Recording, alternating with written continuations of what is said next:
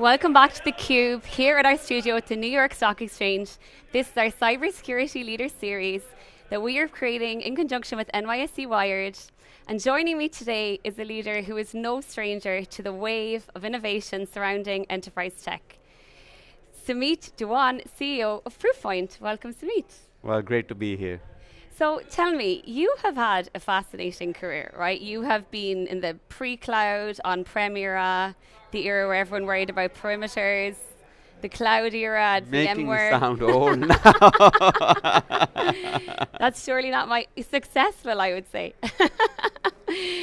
Your time at VMware, you have the world of cloud and virtualization, and now with Proofpoint, you're in this mad world of AI, right? It's hard to actually really come up with one particular catchphrase to summarize AI. But tell me, what from there brought you here? What's the through line for you on this journey you've been on, from Citrix, VMware, and other very successful companies to the world of cybersecurity? Well, I think there are two things that have been common. Firstly, there's been I've been involved with technologies that touch people, and not just something that sits in the closed walls of the data centers. Anything that touches people has an element of an experience, productivity, just how business impact of the technology. And then secondly, there have been waves of transformation. Now that's quite common in the world of technology, and I enjoy it, I flourish in it, and I'd say those two things have been common across different experiences I've had, and I've been blessed with them. Wow. And this time you've had a Proofpoint, I think you've come in, you've made some significant changes within the company. You talk a lot about honing in on spaces and areas that you were really, really, really good at, right? Complete efficacy and excellence, and maybe making changes or, removing or reducing focus in other areas. Tell us a little bit about the main changes that you've made, and I guess how those are playing out, and also what bets you see ahead. Proofpoint, we focused on, I believe in the world of cybersecurity, while there's certainly need for, you can call it consolidation, some call it platformization, whatever you want to call it, as in fewer strategic partners to build an overall cybersecurity stack. There's no doubt about it. There's need for that. However, you can't do that by not going deep enough and just going too broad and not having the depth. Because cybersecurity requires the depth of the solutions to be best in class when it comes to efficacy of protection, okay? And without compromising the experience, especially for technologies that touch end users. And I saw that we were falling into the trap of trying to do too many things and not going deep enough into what we were doing. And so that's the first thing we have done. We went deep into making sure that as these AI-created threats were growing and threat volumes keep growing, we have to have more sophisticated AI models. We call it Nexus, which is sort of this fabric of AI models that we run. And to protect against these new defenses. I'm quite proud of how the team has really made, at this point in time, these ensemble of 4 different models in addition to classic ML that are defending with higher efficacy. Even though the volume of threats have gone up, our efficacy of advanced threats have gone from 99.1 to or 99.3% to now 99.7%. So more inbound threats, but higher efficacy of protection. Okay. Secondly, we went deep into data loss. I sort of saw that as a human problem. It's people who lose data. Data doesn't just walk out of the doors from an enterprise on its own. And that required a different approach in terms of data loss solutions. Not just looking at content-based rules as legacy first-generation DLP providers did. We now look at context, we look at human behavior, and we look at content rules and combine them together, which reduces the cost of operations, doesn't create this overload of alerts and cumbersome end user experience. It's a lot more adaptive. And so, and in both cases, we now have Gartner claiming we are the magic quadrant leader. We have always been market share leader. Our customer satisfaction has been high. Our financial profile of the company is much better than where we were, which gives us ability to now invest into, if we have to broaden our solution, into an area with again the same degree of focus and depth, versus trying to dilute ourselves into doing too many things, but not with depth that's needed. And when you talk about the human layer of protection and security, which I know you do quite a bit, and the world of AI, right, in terms of collaboration and data, and how those two worlds seem to come together almost perfectly in the LLM, in the kind of generative AI world that most of us have come to know quite well, quite quickly. How do you see those threats and those, I guess, risks really infiltrating the enterprise space? I mean, if you think about the world of how people work, today we all digitally work on 3 or 4 things. We email and collaborate with other people. We look at data and we look at applications. That's our workspace. It's gradually or maybe even already changed for many of us, where we have assistants that are AI assistants and AI agents. And let's just assume the world stays where human is at the top of the pyramid and is always instructing assistants and agents and through prompts and other means in terms of what they should be doing. But they're always working on email, collaboration, data, and applications. That stays the same. Okay. In that world, we call it Agentic Workspace. If you really step back and think about what are the risks, what are the added risks that come in? AI is supposed to mimic humans. It's just designed to be the intelligence of human, just done through technology. So the risks that AI has are very similar to the risks of humans. AI can be prompt engineered just like humans can be socially engineered. AI can lose data just like humans. AI can run bad code just like humans can run bad code.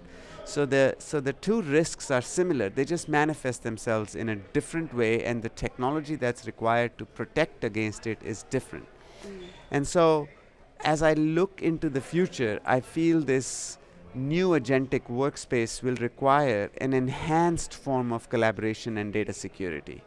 Okay, we need to make sure that today's human-centric security platform gets extended to tomorrow's human and agent-centric security platform. And that's what we are extending our solution in. We already have depth of protection for humans. We're building the depth of protection of AI agents, but doing so in a way so that this platform can be a single platform for our customers for both protecting humans and AI agents. And what sorts of changes are you seeing in the threat landscape around AI? Like, has there been a mass increase in, very unique and unusual threats from unusual locations around the globe? Like, are there any patterns that cause you and your team particular concern, or that you feel like every CISO should know about, that may not be in the public domain per se? I think there are 3 trends we are seeing. Firstly, volume. Okay, volume is significantly higher. Just to give you an idea, just in the last 8 to 10 months, we are seeing advanced threats double year over year.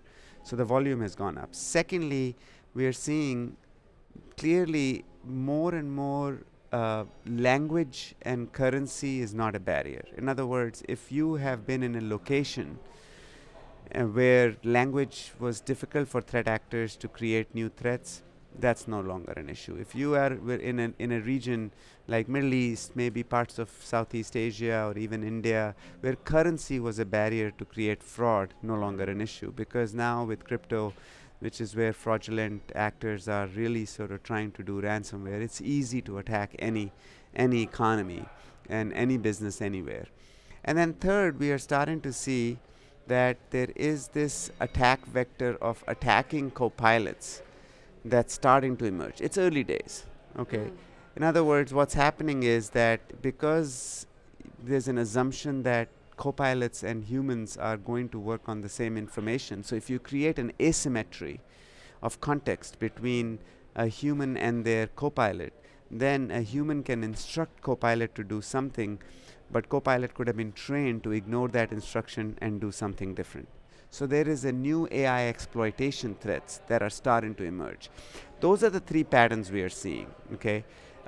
Outside of that, there are always going to be new campaigns. And that's our job, to stay ahead of those campaigns and make sure we tackle them. And these campaigns are changing they can easily work around semantic protection.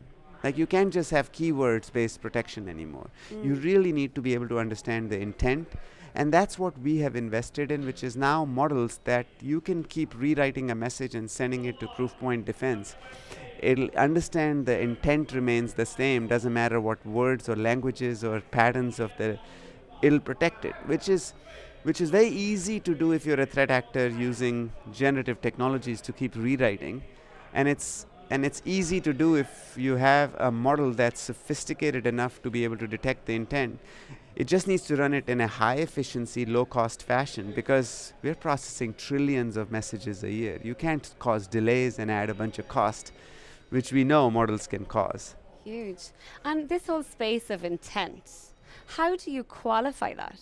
Like, how do you truly understand, what the intent is, for example, and where it's coming from? Like, I think you look for patterns like urgency, patterns like what have the typical communication patterns been between someone who's inside the organization or outside the organization, and you look at which is context and sort of content or sort of action that's being performed. If it has a certain degree of urgency which is non-typical, that's typically an indicator for our models that this looks like it's reached a certain level of risk. Okay, those are the two most common high-level constructs that our models are trained to look for. Okay, they're not any longer looking for only signatures or patterns. That's very old school.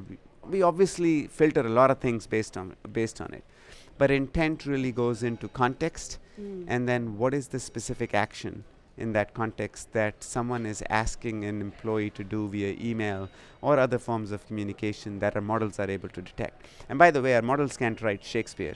They can detect that. Not yet. We don't want them to. Absolutely not. And it's interesting, I guess, because in that zone, you're really trying to understand the behaviors and thought process of the original human, right? Yes, we really are. Identify like what it is that's unique about this particular incidence versus, I guess, previous behaviors. Yeah, because we kind of know what the vulnerabilities of human behavior is, and someone's trying to exploit it. It's usually you're leveraging trust, and you're creating urgency with an action. Those are the three things that threat actors use. You make yourself look trusted, or you actually compromise someone with not enough privilege and become trusted. Okay, then you create urgency, in other words, create something that's important, and then you make them do something that leads to compromise. And that's what our intent-based models are looking for. Is this a compromised person, which is leveraging trust that, by stealing identity? Is this a compromised action, urgency because of the urgency, and is this a compromised action? So that's the kind of indicators we're looking for. So talk to me a little about what AI means for the cybersecurity industry generally. I think there was definitely an agreed consensus for quite a while that cyber as a space is going to see mass consolidation, right? Gartner also said recently that an average enterprise has 76 security tools. So, there is certainly room, I think, for some level of simplification and streamlining. Yeah. But it seems as though AI also makes it easier for potential entrepreneurs or innovators to become cybersecurity companies and to create an interface for cyber. Like, technically, you now need a couple of engineers and GPU bill, right, to make any company product happen, right, including cyber. So how do you think about that? Do you think that in one sense there's going to be a continued mass consolidation, or do you think we're going to see a little bit more fragmentation as disruptors per se spring up? I think both. I think that consolidation is bound to happen. There were a lot of venture-funded companies that are still not profitable.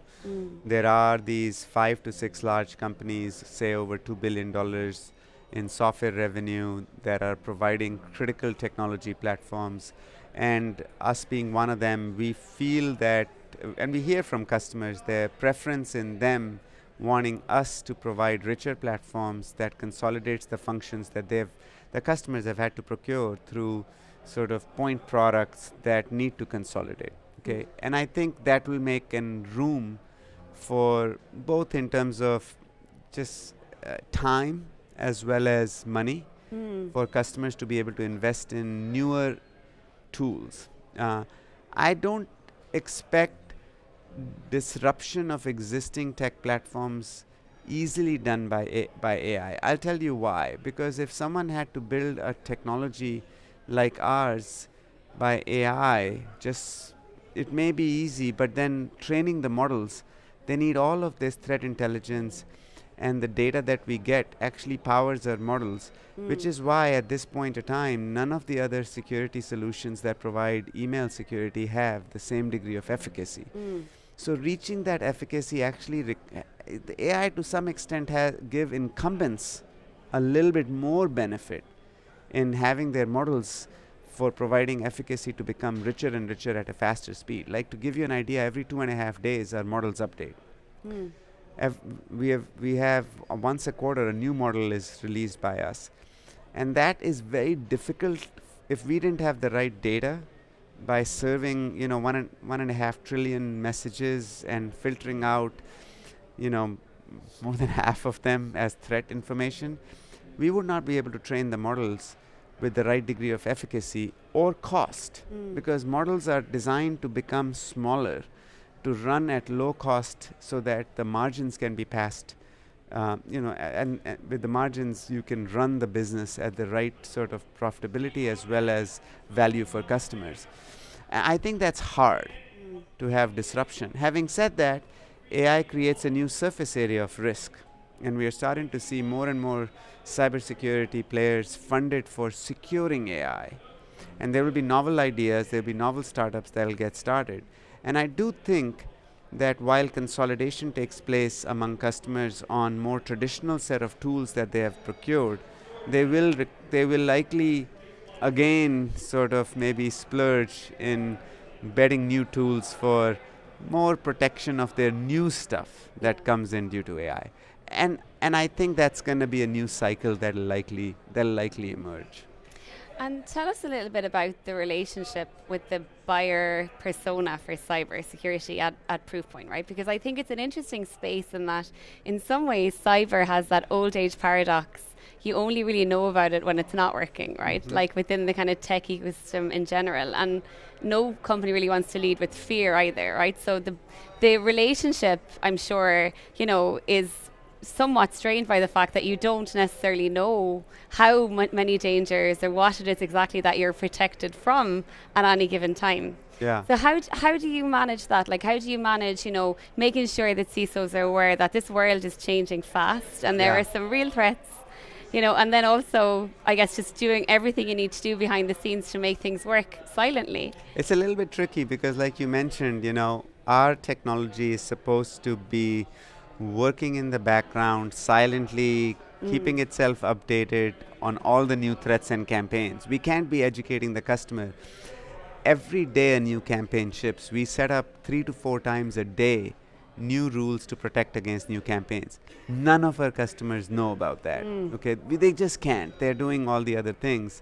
That's why they have our technology to protect against this emergence of new threats and campaigns that are happening on a regular basis, whether it's gift card fraud, or which is basic these days, to QR code launches or some phishing attempt to steal credentials. It's happening all the time, okay? So it's very tricky because that's not how cyber teams operate. They don't want to know about it, but they do want to know at a certain frequency. So we have built sort of these customer reviews where we provide information on who are your most attacked people. What are the campaigns? How did they change? How is the efficacy of the solution? What is it changing? And what is the new threat intelligence and campaigns that have emerged? And how do you compare to your peer groups? How has your human resiliency evolved? And many of the CISOs take the materials that they have and put them into their board decks, to the risk committees and cybersecurity committees that they have with the board, because they appreciate that level of intelligence to showcase how the resiliency when it comes to human risk is evolving and changing and improving over time, because they want to make sure that that's continued.